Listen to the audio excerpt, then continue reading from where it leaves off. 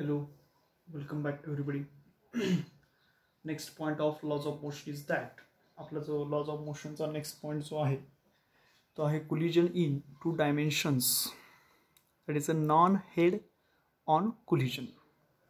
Next point आपला काय आहे collision in two dimensions. That is a non-head on collision.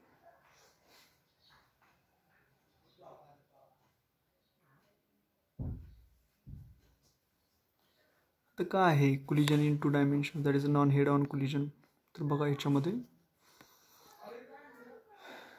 here in order to discuss such collisions mathematically, so it is convenient to use two mutually perpendicular directions. So one of them is common tangent at the point of line of impact. हे बघा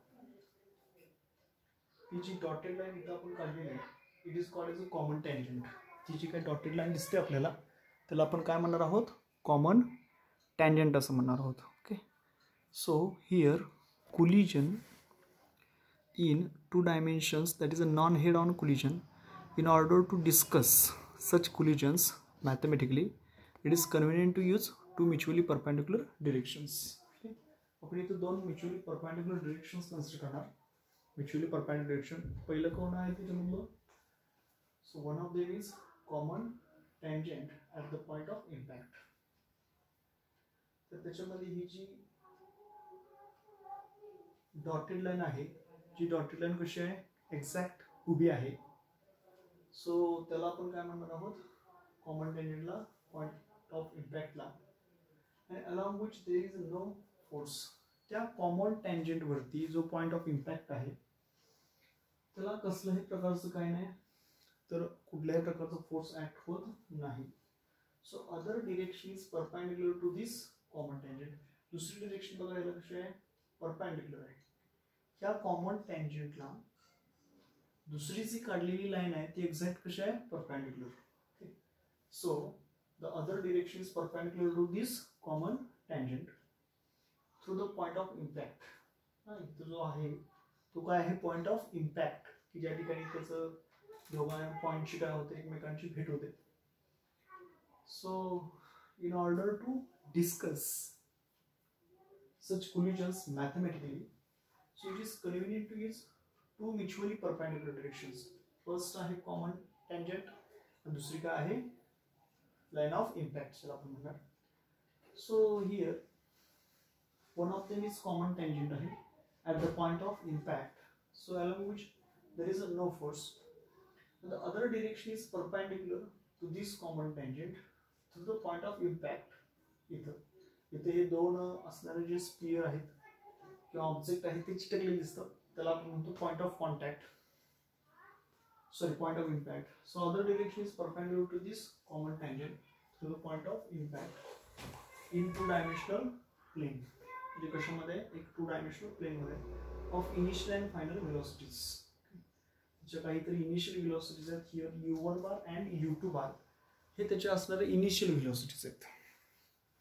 u1 बार आणि u2 bar हे त्याचे काय आहेत initial velocities आहेत. So which is make an angle alpha 1 and alpha 2 बार. हे बघा आता त्या डायग्राम मध्ये थोडंसं बघू. ओके, तर डायग्राम सगळ्यांना दिसते.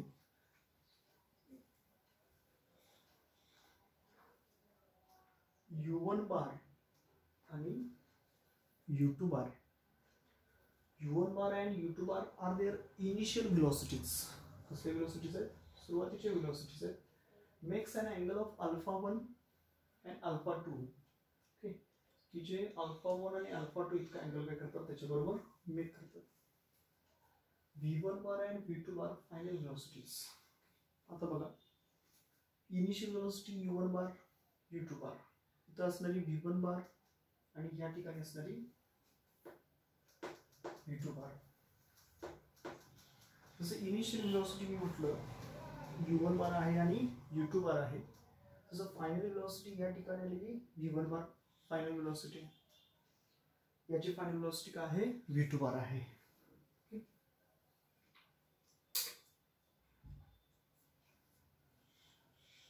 फायनल व्हेलॉसिटी काय आहे u2 बार आहे. which makes an angle जे इनिशियल व्हेलॉसिटीज आहेत u1 आणि u2 ते काय करतात α1 आणि α2 हे अँगल बनवतात. α1 आणि α2 हे अँगल बनवतात आणि याच्यामध्ये फायनल व्हेलॉसिटी जे आहेत v1 आणि v2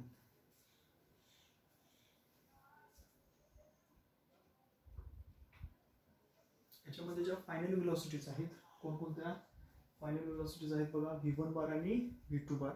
या फायनल व्हेलॉसिटीज आहेत make an angle of β1 and β2. हे बघा हे अँगल कुठला आहे β1, अँगल कुठला आहे β2. सो ते जे आहेत तर v1 बार आणि v2 bar makes an angle final velocities β1 and β2. So according to conservation of linear momentum, तर लिनियर मोमेंटमच्या कॉन्झर्वेशननुसार, आता लिनियर मोमेंटम म्हणजे काय कॉन्झर्वेशन असतं, initial momentum is equal to final momentum.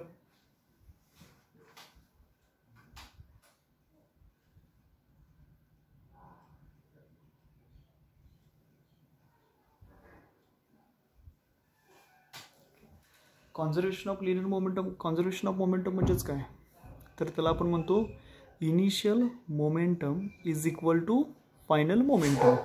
Okay, so initial मोमेंटमला आपण काय म्हणू शकतो रे, जसे की काय m1u1 plus m2u2 is equal to m1v1 plus m2v2. Okay, initial momentum म्हणजे त्या ठिकाणी असणारा मास आणि त्या ठिकाणी असणारी व्हेलॉसिटी यांचं मल्टिप्लिकेशन. फायनल मोमेंटम म्हणजे सुद्धा मास आणि व्हेलॉसिटीचं मल्टिप्लिकेशन. सो ह्या ठिकाणी आपला जो पॉईंट आहे collision in two dimensional, that is non-head-on collision. So here in order to discuss such collisions mathematically it is convenient to use two mutually perpendicular directions.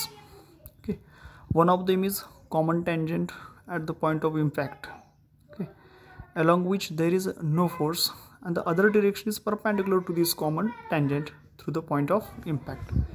So in two-dimensional plane of, okay, initial and final velocities. आता याच्यामध्ये जे दोन mutually perpendicular directions आहेत त्याच्यामध्ये one of them कसं आहे common tangent आहे at the point of इम्पॅक्टला. Okay, along which there is no force. आणि अदर डिरेक्शन कशी आहे परपेंडिक्युलर आहे कुठे to this common tangent through the point of impact. So in two dimensional plane of initial and final velocities this is called as a line of impact. So बघा त्यामधली एक line म्हणजे common tangent जो point of इम्पॅक्टपासून जातो along which there is no force. आणि other direction कशी आहे परपेंडिक्युलर आहे कुठे to this common tangent through the point of impact. So in two dimensional plane of initial and final velocities. So this is called line of impact. यालाच आपण काय म्हणणार आहोत लाईन ऑफ इम्पॅक्ट. तुम्हाला क्वेश्चन विचारू शकतात, काय विचारू शकतात, define line of contact. Okay, तर डिफाईन लाईन ऑफ कॉन्टॅक्ट म्हणजे आपण काय म्हणू शकतो, so collisions in two dimensions, collision in two dimensions that is non head on collision. Head on collision आहे हे कसं आहे non head on collision. So याच्यामध्ये आपण काय म्हणू शकतो in order to discuss such collisions mathematically it is convenient to use two mutually directions. एक म्युच्युअली डिरेक्शन म्हणजे सरळ असणार आहे व्हर्टिकली आणि दुसरी असणार आहे एक्झॅक्ट त्याला perpendicular that is horizontally. So one of them is common tangent at the point of impact. Okay, and along which there is no force. ते कॉमन टँजंट जो दिसतो त्याच्या अलॉंग कुठलाही फोर्स नाही. Okay, along which there is no force. So the other direction is perpendicular to this common tangent. मात्र तिची दुसरी direction जी आहे अदर डिरेक्शन जी आहे the other direction is perpendicular to this common tangent through the point of impact. So in two-dimensional plane of initial and final velocities. त्यामुळे आपण इथे काय म्हणतो in two-dimensional plane of initial and final velocities. So this is called line of impact. त्याला आपण काय म्हणणार आहोत this is called line of impact. So here आता बघा डायग्राम मध्ये तुम्हाला सांगायचं काय आहे महत्त्वाचं. या ठिकाणी काय म्हटलं आपण, so here V1, U1 bar and U2 bar initial velocities. U1 bar आणि U2 bar काय आहेत? Initial velocities आहेत, which is makes an angle. हे बघा, हा पार्टिकल ज्याचं मास m1 आहे, हा पार्टिकल ज्याचं मास m2 आहे, त्या पार्टिकलची साईज, ह्या पार्टिकलची साईज. आता याच्यामध्ये येणारा इनिशियल वेलोसिटी U1 ही जी त्याची असणारी लाईन ऑफ इम्पॅक्ट जी आहे, जी लाईन ऑफ इम्पॅक्ट म्हणजे कॉमन टँजंटला असणारी परपेंडिक्युलर लाईन, याच्याशी अँगल अल्फा 1 बनवते. तर ही इनिशियल वेलोसिटी U2 बार या लाईन ऑफ इम्पॅक्टची अँगल काय बनवते? अल्फा 2.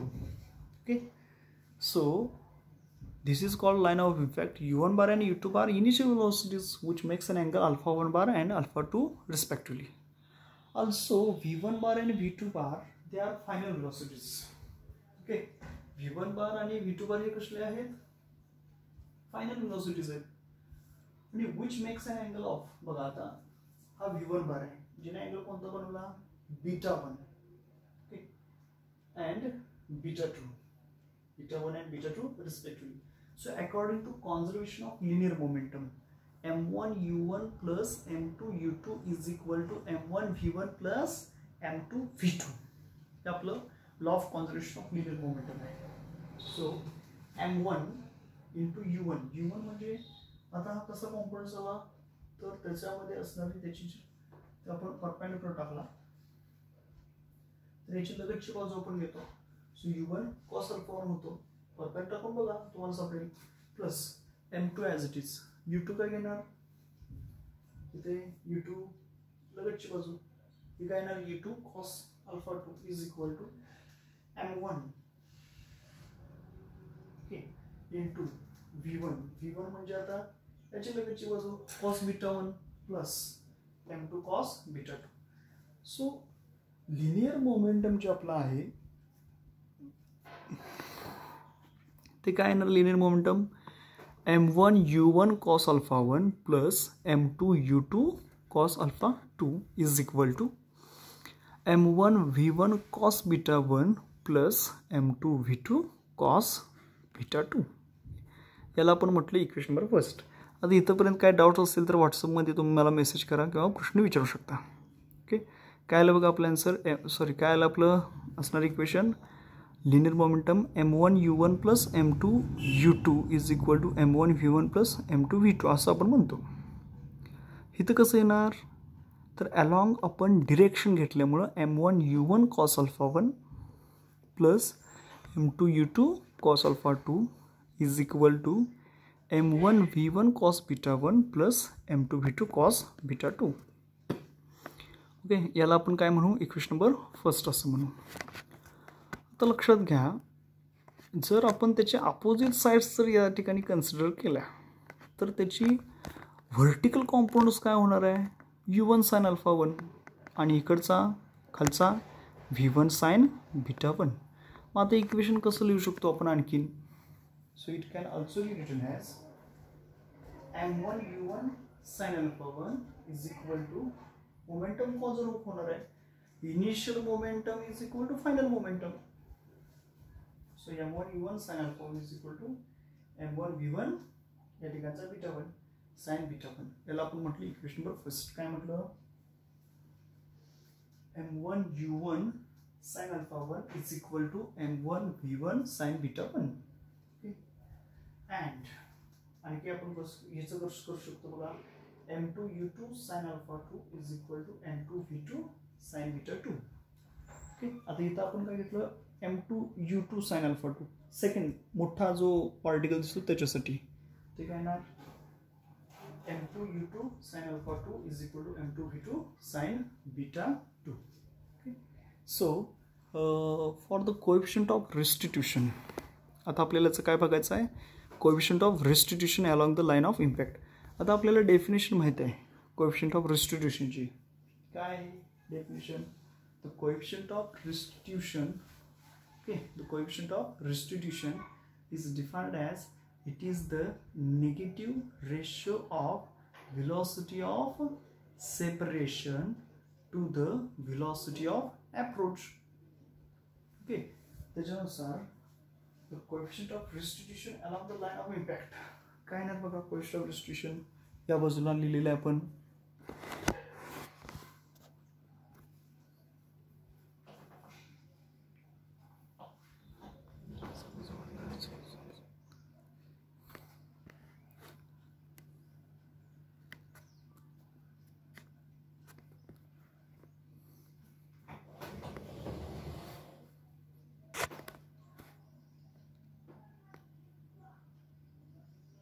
बघा आता, so E is equal to coefficient of distribution, E is equal to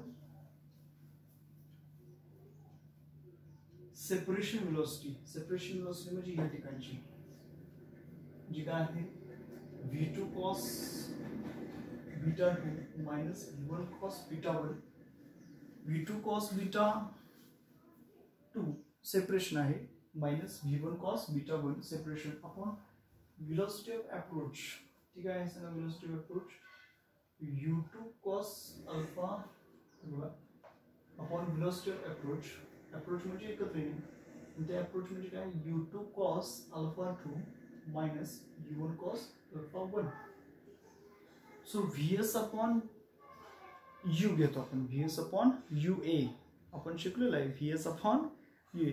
velocity of separation v2 cos beta 2 minus v1 cos beta 1 upon u2 cos alpha 2 minus u1 cos alpha 1. आता हे जे minus आहे ते मी आउटसाइडला घेतो, ते minus minus plus होणार, ते minus फक्त बाहेर घेतलं. हे बघा आहे असं v2 cos beta 2 minus v1 cos beta 1 आहे असं. हे फक्त आधी लिहिलं u1 cos अल्फा 1 आणि नंतर लिहिलं minus v2 cos alpha 2. So negative sign मुळे ते काय झालं, कॅन्सल झालं. सो आपलं इक्वेशन काय आलं, coefficient of distribution E is equal to v2 cos beta 2 minus v1 cos beta 1 upon u1 cos alpha 1 minus u2 cos alpha 2. Velocity of separation upon velocity of approach. Okay, ठीक आहे.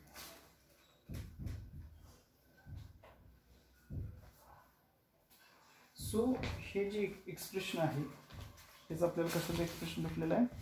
So it is a collision in 2 dimensions, that is a non-head-on elastic collision. Okay, काय काय म्हटलं आपण पहिल्यांदा बघा, अनेकदा सांगतो. collision in 2 dimensions, that is non-head-on collision. The direction of at least one initial velocity is not along the line of impact.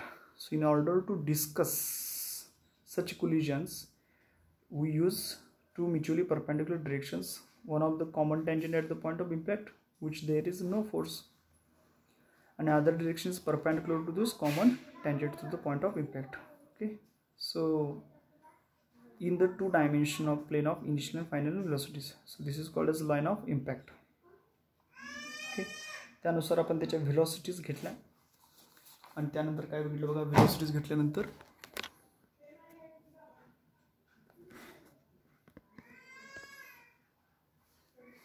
काय म्हटलं आपण याच्यामध्ये u1 bar आणि u2 bar are their initial velocities, okay, which makes an angle alpha 1 and alpha 2.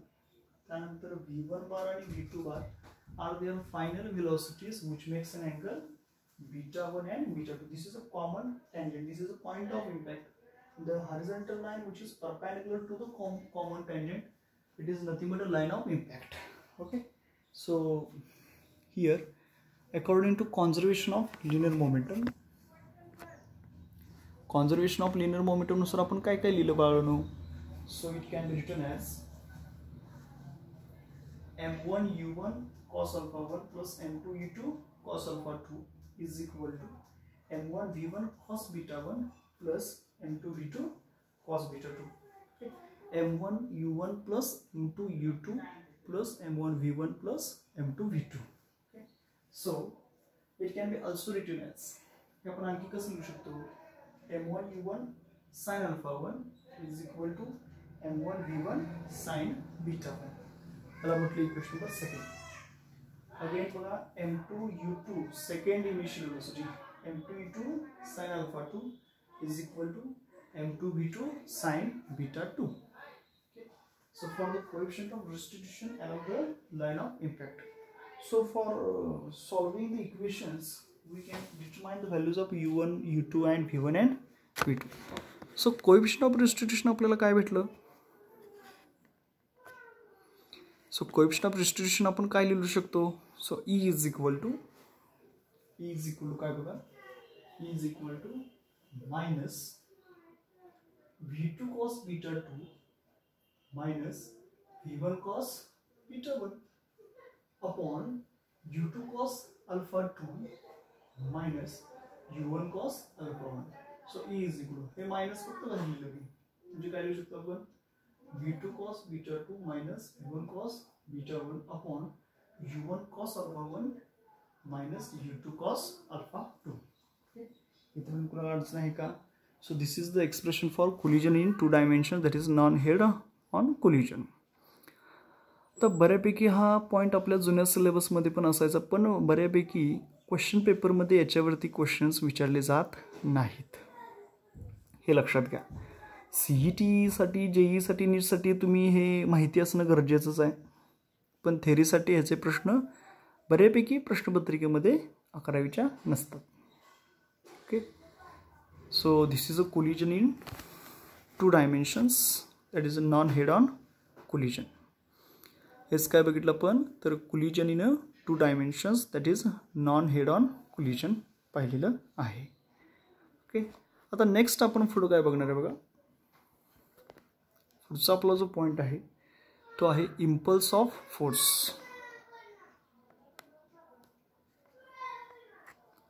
एकच minute.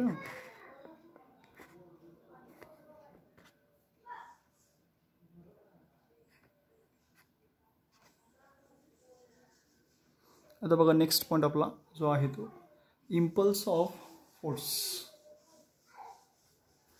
आता impulse of force म्हणजे काय ते आधी आपल्याला बघायचं आहे. लक्षात घ्या, फोर्स म्हणजे काय माहिती आहे आपल्याला, तर force is equal to mass into acceleration. Force म्हणजेच काय म्हणतो आपण, मास इंटू ॲक्सिलरेशन असं म्हणतो. आपल्याला माहिती आहे सुरुवातीला जनरली की फोर्स म्हणजेच काय असतं actually, mass into acceleration. So what is impulse, लक्षात घ्या. आपल्याला साधं एखादी मुंगी जरी वळवळली असेल किंवा चावली असेल तरी आपल्याला लगेच समजतं. ओके, तर इम्पल्स आवेग म्हटलं जातं याला, आवेग. Okay, so impulse of a force. मग इम्पल्स ऑफ अ फोर्स काय आहे, आता according to Newton's first law of motion, न्यूटनचा फर्स्ट लॉ ऑफ मोशन तुम्हाला माहिती आहे, तो काय आहे न्यूटनचा फर्स्ट लॉ ऑफ मोशन. तर जोपर्यंत एखाद्या वस्तूवरती एक्सटर्नल अनबॅलन्स्ड फोर्स ॲक्ट होत नाही तोपर्यंत वस्तू स्थिर असेल तर स्थिर राहते किंवा गतीमध्ये असेल तर गतीमध्ये राहते. A body which is in a state of rest or state of motion whenever unless we apply an an external unbalanced force. जोपर्यंत आपण त्याच्यावरती एक्सटर्नल अनबॅलन्स्ड फोर्स अप्लाय करत नाही तोपर्यंत वस्तू स्थिर असेल तर स्थिर राहील, गतीमध्ये असेल तर गतीमध्ये राहील, असं न्यूटनचं म्हणणं आहे. ओके, मात्र लक्षात घ्या याच्यामध्ये according to Newton's first law, त्याच्यामध्ये जर आपण न्यूटनचा फर्स्ट लॉचा जर विचार केला, so according to Newton's first law of motion, okay, according to Newton's first law of motion, any unbalanced force changes linear momentum of the system. बघा काय म्हटलेलं आहे, according to Newton's first law of motion any unbalanced force changes linear momentum of the system. Linear momentum म्हणजे त्या ठिकाणचं असणारं मास आणि velocity, त्याच्यावरती असणारे जे काही अनबॅलन्स्ड फोर्स असतील ते force.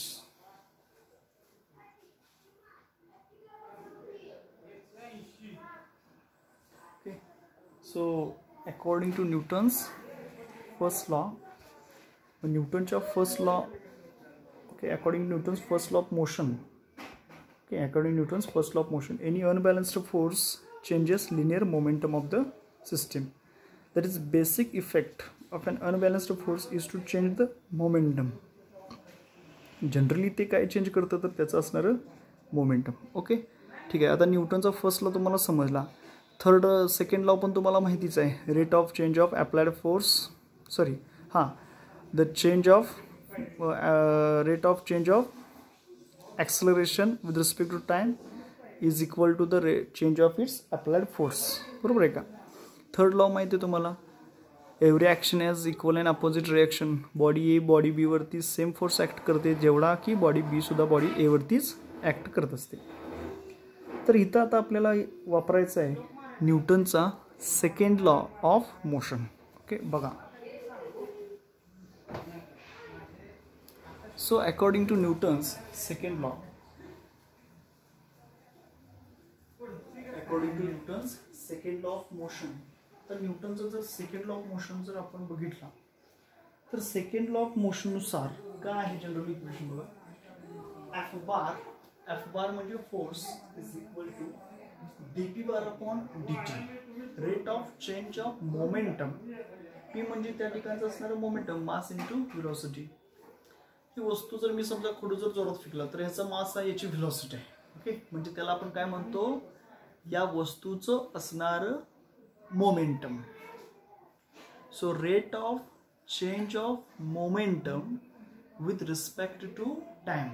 The rate of change of momentum with respect to time it is called as, यालाच आपण काय म्हणणार आहे, force, applied force. So F is equal to mass into acceleration. हे न्यूटनचं सेकंड लॉ ऑफ मोशनच आहे. सो देअरफॉर बघा, according to Newton's second law of motion, न्यूटनच्या सेकंड लॉ ऑफ मोशननुसार काय म्हणू शकतो आपण, F bar is equal to dp bar upon dt. So dp bar is equal to हा dt इकडे जाईल. Okay, so dp bar is equal काय म्हणणार बघा, F bar dot dt. So dp bar is equal काय होणार बघा, F bar dot dt. So according to Newton's second law of motion, न्यूटनच्या सेकंड लॉ ऑफ मोशन नुसार force म्हणजे काय, rate of change of momentum with respect to time. So F bar is equal to dp bar by dt. So therefore dp bar is equal to हा dt इकडे गेला. So dp bar is equal to F bar dot dt. So the quantity change in momentum is named as impulse of force. या ठिकाणी जी quantity आहे, या ठिकाणी जी quantity आपण म्हटलं कोणती, change in momentum. Okay, change in momentum. The quantity change in momentum is named as impulse of force. आणि तो इम्पल्स ऑफ फोर्स म्हणजेच त्याला मी म्हणतोय जे बार. ओके, त्यालाच मी काय म्हणतोय, जे बार. सो जे bar is the impulse of force. So the change in momentum, okay, change in momentum in time t. So change in momentum in time t, that is j bar is equal to dp bar. dp bar means p2 bar minus p1 bar. Change in momentum म्हणजेच काय हो, force into time. याचा अर्थ j bar म्हणजेच impulse of force. Okay, so j bar is equal to काय आलं, f bar dot t bar. So for given body, समजा आपले एखादी दिलेली बॉडी असेल, for given body of mass m, समजा एखादी दिलेली बॉडी असेल ज्याचं मास काय असेल, m असेल. सो इट बिकम्स, तेच आपण कसं लिहू शकतो, j bar is equal to p2 bar minus p1 bar is equal to, म्हणजे चेंज इन मोमेंटम म्हणजेच काय, mass into acceleration. So m v2 bar, हे बघा p2 बार ची किंमत m v2 मायनस p1 ची किंमत m v1. So m common घेतला तर आत काय राहणार आहे, v2 bar minus v1 bar. So it is also ft bar, तो म्हणजेच काय आहे, force into time. Okay, so it is also ft bar. So equation number second, हे फर्स्ट म्हटलं आहे second. If f bar is not constant, समजा force हा जर कॉन्स्टंट नसेल तर what happen. So but we know how it varies with time. Then j bar is equal to delta p bar is equal to integration of dp bar is equal to integration of force into time dt. Okay, हेच आपण काय घेतलं, integration of force into. अतिशय म्हणजे खूप simple आहे हे. हेच काय येणार, integration of f bar dot dt.